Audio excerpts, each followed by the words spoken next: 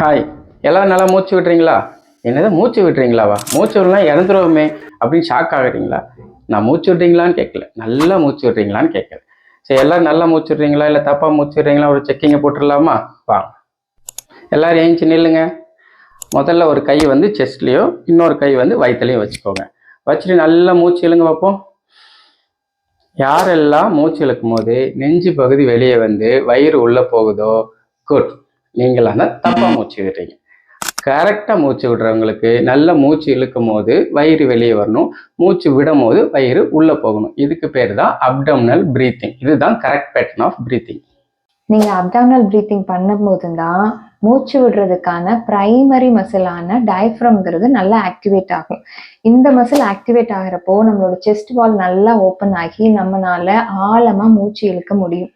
இந்த ஒரு muscle activate ஆனாலே 80 to 90% ஆஃப் த ஆக்சிஜன் வந்து நம்ம உடம்புல இருக்க எல்லா உறுப்புகளுக்கும் கிடைக்கும். இந்த டயஃப்ரம் வந்து ஸ்பைனல்லி அட்டாச் ஆகிடுங்க. இதுதான் one of the main core மசில்ங்க.